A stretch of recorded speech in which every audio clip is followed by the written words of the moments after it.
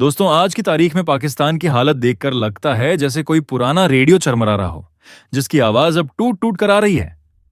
पिछले 50 से 60 साल से पाकिस्तान अपने लोगों को यही सपना बेचता रहा कि अफगानिस्तान उसका 5वां सूबा है। उसने अपनी जनता को यही समझाया कि तालिबान उसकी जेब में है और जब तालिबान सत्ता में आएगा तो भारत को जम्मू कश्मीर से खदेड़ देगा। लेकिन क्या हुआ? तालिबान सत्ता में आया और उसी तालिबान ने पाकिस्तान की ऐसी सुताई की कि वो दुब्बे की तरह पिट गया। पिछले 1 साल में 1000 से ज्यादा हमले, ऑपरेशन सिंदूर की गूंज, और अब पाकिस्तान की हालत देखिए। वही लोग जो कहते थे कि इंडस में पानी नहीं बहेगा तो हिंदुओं का खून बहेगा, अब अमन की बात कर रहे हैं। अरे भाई, ये अमन की बात क्यों? क्योंकि जूते पड़ रहे हैं और जूते पड़ने से ही अमन सूझ रहा है। आइए इससे विस्तार से समझते हैं और देखते हैं कि कैसे भारत अपनी कूटनीति और ताकत से पाकिस्तान को चारों खाने चित्त कर रहा है। पाकिस्तान ने दशकों तक अपने लोगों को यही कहानी सुनाई कि अफगानिस्तान उसका 5वां सूबा है। उनके 4 सूबे बलूचिस्तान, सिंध, खैबर पख्तूनख्वा और पंजाब के साथ साथ वो अफगानिस्तान को अपनी जागीर मानते थे। उनकी foreign policy, national security policy और मीडिया का एक ही गाना था, तालिबान हमारा है और जब वो काबुल में सत्ता में आएगा तो भारत को जम्मू कश्मीर से भगा देंगे। लेकिन सपने और हकीकत में फर्क होता है दोस्तों।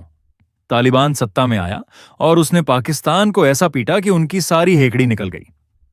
अब आती है सबसे बड़ी खबर। भारत के विदेश मंत्री एस जयशंकर ने तालिबान के विदेश मंत्री आमिर खान मुत्तकी से फोन पर बात की। आप कहेंगे, अरे इसमें क्या बड़ी बात? जयशंकर तो दुनिया भर के नेताओं से मिलते हैं, राष्ट्रपति, प्रधानमंत्री, विदेश मंत्री, हर हफ्ते किसी न किसी से बात होती है। लेकिन दोस्तों, ये बात इसलिए खास है क्योंकि ये भारत का तालिबान के साथ पहला मिनिस्टीरियल लेवल आउटरीच है। तालिबान ने हाल ही में इस जम्मू कश्मीर के पहलगाम में हुए आतंकी हमले की निंदा की थी। ये वही तालिबान है जिसे पाकिस्तान अपना 5वां सूबा मानता था। लेकिन अब तालिबान ने पाकिस्तान को लात मारी और भारत के साथ दोस्ती का हाथ बढ़ाया। भारत अब पूरे इलाके में एक डिप्लोमेटिक सैंडविच बना रहा है। एक तरफ ईरान, दूसरी तरफ अफगानिस्तान और बीच में फंसा है पाकिस्तान। भारत अब अफगानिस्तान के साथ रिश्तों को टॉप गियर में ले जाएगा। अगले 90 दिन में भारत की ओर से अफगानिस्तान के लिए बड़ी घोषणाएं होंगी। निवेश, सहायता और दोस्ती का नया दौर। भारत और अफगानिस्तान की दोस्ती पुरानी है, लेकिन अब इसे और गहरा किया जाएगा। चाबहार पोर्ट के जरिए अफगानिस्तान को समुद्री रास्ता मिलेगा और तालिबान ने पहले ही $35 मिलियन के निवेश का वादा किया है। यानी पाकिस्तान का घेराव अब पूरा हो चुका है।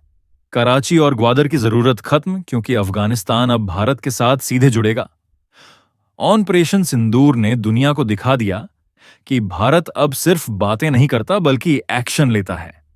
भारत सरकार ने डिफेंस बजट में 50,000 करोड़ रुपए का अतिरिक्त इंजेक्शन लगाया है। यह पैसा जाएगा नई तकनीक, हथियार और गोला बारूद में। और सबसे खास बात, यह पैसा विदेश नहीं जाएगा बल्कि भारतीय डिफेंस कंपनियों को मिलेगा। इससे मेक इन इंडिया को बूस्ट मिलेगा, रोजगार बढ़ेगा और हमारी सेना और मजबूत होगी।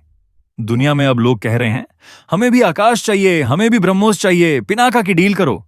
उधर पाकिस्तान के दोस्त जो J-10 फाइटर जेट बनाते हैं, उनके शेयर 10 से 12% तक गिर चुके हैं। भारत की ताकत देखकर उनके होश उड़ गए हैं।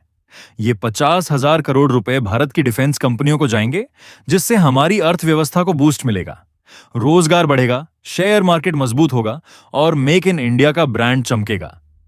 ऑपरेशन सिंदूर ने न सिर्फ पाकिस्तान को सबक सिखाया, बल्कि दुनिया को दिखा दिया कि भारत अब आत्मनिर्भरता की राह पर तेजी से बढ़ रहा है। पाकिस्तान के प्रधानमंत्री शहबाज शरीफ अब शांति की बात कर रहे हैं।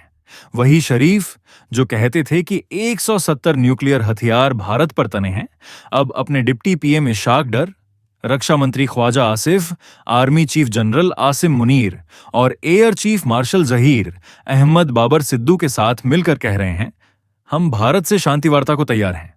अरे भाई, ये अचानक अमन की बात क्यों? क्योंकि तालिबान ने तुम्हें पीटा, भारत ने तुम्हें घेरा और अब तुम्हारी हालत खस्ता है। तुम कहते थे लकड़ियां कम पड़ जाएंगी हिंदुओं के अंतिम संस्कार के लिए, लेकिन अब तुम्हें जूते पड़ रहे हैं तो अमन की रट लग रही है। पाकिस्तान अब इंडस वाटर ट्रीटी पर भीख मांग रहा है। उनके जल मंत्रालय के सचिव सैयद अली मुर्तजा ने भारत के जल शक्ति मंत्रालय की सचिव देवश्री मुखर्जी को पत्र लिखा कि पानी रोकना गैरकानूनी है।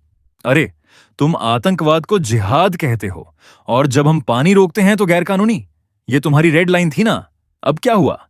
इंटरनेशनल कोर्ट ऑफ जस्टिस जाओ, यूएन सिक्योरिटी काउंसिल में गुहार लगाओ, अपने दोस्त चीन और तुर्की से मदद मांगो।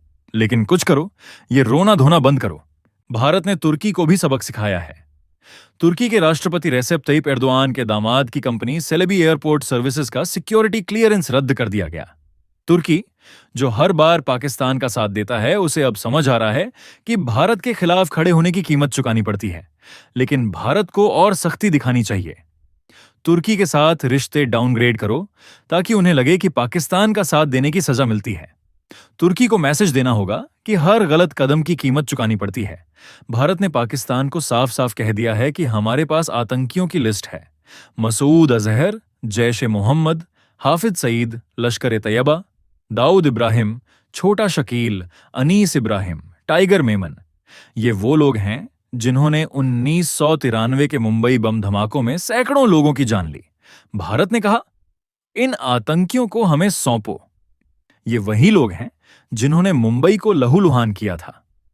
भारत अब इनको घसीटने के मूड में है और यह सही वक्त है। और हां, डोनाल्ड ट्रंप का वो बयान याद है जिसमें वो कह रहे थे कि भारत पाकिस्तान को मिलाने की बात हुई थी। अब ट्रंप ने ओ टर्न लिया और कहा, मैं तो मजाक कर रहा था। अरे भाई, भारत तुम्हारी बात क्यों मानेगा? भारत ने साफ कर दिया कि हम अपनी शर्तों पर बात करेंगे, किसी के दबाव में नहीं। ट्रंप ने खुद माना कि भारत उनकी बात नहीं मान रहा और अब वो खिसियानी बिल्ली की तरह ओ टर्न ले रहे हैं। दोस्तों, पाकिस्तान को अमन की भाषा समझ नहीं आती। भारत को अब अफगान तालिबान से दोस्ती और गहरी करनी चाहिए, डिप्लोमेटिक और मिलिट्री प्रेशर बढ़ाना चाहिए। पाकिस्तान को चारों तरफ से घेर कर उसकी चरमराहट को और तेज करना है। भारत अब आत्मनिर्भरता की राह पर तेजी से बढ़ रहा है। Make in India, defence sector में निवेश और कूटनीतिक ताकत, ये सब मिलकर भारत को एक महाशक्ति बना रहे हैं। पाकिस्तान की सारी हेकड़ी अब निकल चुकी है। तालिबान ने उन्हें पीटा, भारत ने उन्हें घेरा और अब वो अमन की बात कर रहे हैं। लेकिन भारत को अब रुकना नहीं है। अफगानिस्तान के साथ दोस्ती, तुर्की को सबक और पाकिस्तान पर लगातार प्रेशर, यही भारत की रणनीति होनी चाहिए। ये वक्त है भारत की ताकत दिखाने का, मेक इन इंडिया को चमकाने का और पाकिस्तान को उसकी औकात याद दिलाने का। अगर ये वीडियो पसंद आए तो लाइक करिए, शेयर करिए और चैनल सब्सक्राइब कर बेल आइकन दबाना ना भूलिए।